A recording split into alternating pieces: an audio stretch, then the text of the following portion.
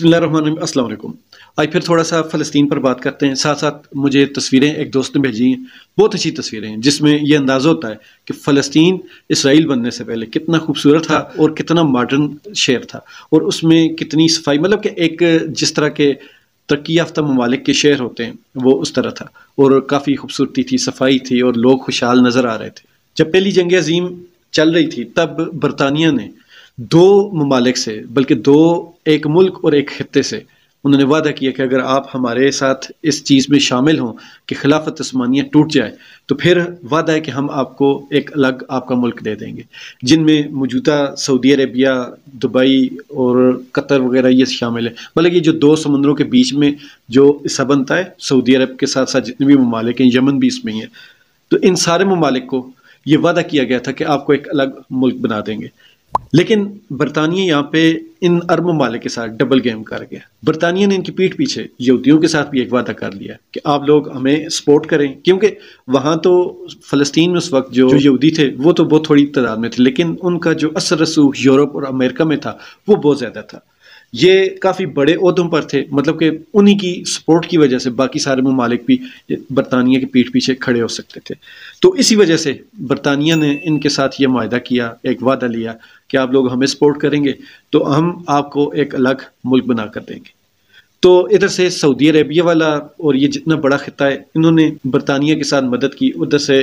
جو یہودی تھے انہوں نے برطانیہ کے ساتھ مدد کی۔ اور جب پہلی جنگ عظیم کے خاتمے کے بعد خلافت عثمانیہ جب ٹوٹ گئی تو اس کے بعد سعودی عربیہ والا یہ حصہ تو مل کے، لیکن جو فلسطین والا حصہ تھا وہ برطانیہ نے اپنے پاس رکھا، اپنے تسلط میں رکھا۔ اس کی بہت ساری وجوہات تھی کہ وہ اس خطے سے جانا نہیں چاہ رہا تھا، کیونکہ ابھی نیا نیا یہاں سے انتظام اس کا ختم ہوا تھا، جنگ ختم ہوئی تھی، تو وہ اس خطے کے اوپر نظر بھی رکھنا چاہتا تھا۔ تو سعودی عربیہ کو یہ پورا خطہ دینے کے بجائے فلسطین انہوں نے خود رکھ لیا۔ یہاں پر ایک میں بات کہوں گا، بڑے مزے کی بات ہے، ان سارے عرب ممالک نے اپنے اسلامی بھائی کے خلاف اتحاد کیا انگریزوں کے ساتھ اور اسلامی خلافت کو توڑ دیا۔ اس کا صلہ کیا ملا؟ خلافت عثمانیہ کے بجائے ان کے سر پر اسرائیل جیسا ایک ملک مسلط کر دیا گیا۔ اس کو کہتے ہیں جب آپ لوگ آپس میں اتفاق سے نہیں رہتے۔ قرآن کا واضح پیغام ہے کہ یہود و نصارہ آپ کے کبھی بھی دوست نہیں ہو سکتے۔ تو ہمارے اسلامی ممالک میں یہ، اور آج کل تو ویسے بھی مسلمانوں میں یہ چیز ہے کہ جہاں بھی کوئی غیر مسلم دیکھتے ہیں اس کی فوراً اس کی مطلب بات بھی مانتے ہیں، اس کی تعریفیں بھی کرتے ہیں، لیکن اپنے منہ سے کہہ رہے ہوتے ہیں جی کہ ہم مسلمان تو ایسے ہیں۔ اس پہ پھر کسی دن بات کریں گے کہ مسلمان کتنا روشن ماضی رکھتے تھے، لیکن آج کل کے جو مسلمان احساسی کمتری کا شکار ہیں ان مسلمانوں کو ذرا سا بھی اندازہ نہیں کہ مسلمانوں کی تاریخ کتنی روشن تھی۔ بہرحال عرب ممالک کے ساتھ تو برطانیہ نے جس طرح دھوکہ کیا وہ تو سب کے سامنے تاریخ کا حصہ ہے۔ پھر برطانیہ 1948 تک یہیں پر فلسطین میں رہا، اور یہ جو تصویریں آپ دیکھ رہے ہیں یہ اسی بیچ کی تصویریں ہیں۔ اور 1948 کے بعد برطانیہ جس طرح 1947 میں ہندوستان اس نے چھوڑا، اسی طرح وہ ایک دم سے سارے علاقوں سے واپس ہونے لگا، اور افراتفری میں جہاں جو جیسے تھا، آپ لوگوں کو شاید نہیں پتہ ہوگا، جو ہمارے ہاں انڈیا پاکستان کے بیچ میں مسئلہ کشمیر ہے یہ بھی برطانیہ کا چھوڑا ہوا ہے، اور فلسطین اور اسرائیل کے بیچ میں جو لڑائی ہے، جنگ ہے، یہ جو فلسطین کا رولہ ہے یہ بھی برطانیہ ہی چھوڑ کر گیا۔ تو دیکھیں جن لوگوں کو، جن ریاستوں کو، ملکوں کو آپ مہذب کہتے ہیں، دنیا کی آدھی آبادی میں جو جھگڑے ہیں یہ برطانیہ کے پھیلے ہوئے۔ اس کے علاوہ بھی بہت سارے جھگڑے ہیں، ان پہ کسی دن تفصیلی بات ہوگی کہ برطانیہ اور ان گوروں کے چھوڑے ہوئے دنیا میں ایسے ایسے جھگڑے ہیں جو آج تک حل نہیں ہو سکے، اور ان چھوٹی چھوٹی غلطیوں میں لاکھوں مسلمان اور مسلمان سے بھی زیادہ انسان شہید ہوئے۔ تو بس افراتفری میں جاتے ہوئے برطانیہ نے اپنا یہ اسرائیل اور فلسطین کا جو مسئلہ تھا یہ یو این کو دیا کہ آپ اس کا مسئلے کا حل نکالیں۔ یو این نے ان دونوں کو، اب آپ سب جان چکے ہوں گے کہ آدھا آدھا کر کے ان کو دے دیا۔ پھر اس کے بعد فوراً بعد ان کی عرب ممالک ساتھ اسرائیل کی لڑائی ہوئی، اور جو کہ حیرت انگیز طور پر یہ جیت گیا، یہ پچھلی ویڈیو میں بات کر چکا تھا۔ پھر آہستہ آہستہ 2006 کے پہلے انہوں نے بہت سارے جو اسلامی ممالک تھے، عرب ممالک تھے اسرائیل کے آس پاس، ان ممالک کے اندر انہوں نے بہت ہی زیادہ مطلب کہ اپنی انٹرفیرنس دکھائی اور ان ممالک کو کمزور کیا۔ بہت ساری ایسی کہانیاں سامنے آتی رہیں کہ کس طرح یہ جو اسرائیل کے آس پاس جتنے بھی اسلامی ممالک تھے ان کو کس طرح کمزور کیا گیا۔ جو اسرائیل کے ساتھ ملتا گیا اس کو تو چھوڑ دیا گیا، جو اسرائیل کے ساتھ نہیں ملا، اسرائیل کو جس نے تسلیم نہیں کیا، وہ زمین بوس ہوتا گیا، تباہ ہوتا گیا، برباد ہوتا گیا۔ اب بہت سارے، ابھی جو 2011 میں عرب سپرنگ چلی تھی اس میں جو ممالک پہلے بچے ہوئے تھے ان کو بھی اس لپیٹ میں لے لیا۔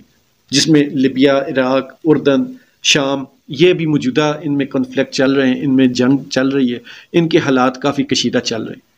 پھر اس کے بعد اسرائیل کو سب سے زیادہ خطرہ تھا پاکستان سے۔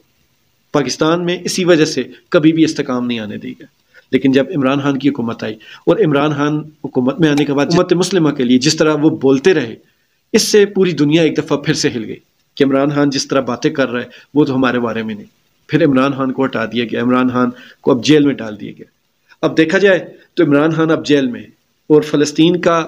مسئلہ ایک دفعہ پھر سے اٹھ گیا، اور ایسی پوزیشن میں بہت سارے ایسے عرب صحافیین جن کے ٹویٹس آ رہے ہیں پاکستان کی آرمی سے، حکومت پاکستان سے، کہ عمران خان کو کچھ دیر کے لیے صحیح رہا کر تو کم از کم وہ پاکستان کے لیے اور خاص کر عرب ممالک کے لیے آواز اٹھائے، وہ ہمارا قومی ہیرو بن چکا ہے۔ تو عمران خان کی اس وقت دنیا دیوانی ہے، اور عمران خان کی جو شخصیت ہے وہ واقعی ہی لاجواب ہے۔ عمران خان نے جس طرح عالم اسلام کے لیے، امت مسلمہ کے لیے آواز اٹھائی، یہ واقعی بہت کمال تھا، اور عمران خان واقعی مخلص بھی ہے۔ عمران خان نے جو اپنے دور حکومت میں واضح اور دو ٹوک موقف رکھا اسرائیل اور فلسطین کے معاملے پر،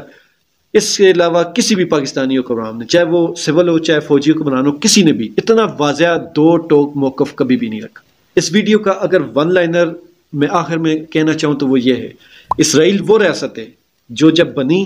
تب بھی دھوکہ، فریب اور لوگوں کے ساتھ زیادتی تھی۔ یہ جب اس کو مضبوط کرنا تھا، اسٹیبل کرنا تھا، تب بھی اس کے آس پاس کے جتنے ممالک تھے اس کو کمزور کیا گیا، اس کے ساتھ زیادتی ہوئی، اور اب جب کہ اس ملک کو عرب ممالک کے لیے سپر پاور کے طور پر سامنے لے کے آنا ہے، تو اس وقت پاکستان میں حالات پہلے خراب کیے گئے، اس کے بعد یہ کنفلکٹ شروع کیا گیا، اور اب جنگی صورتحال ہے،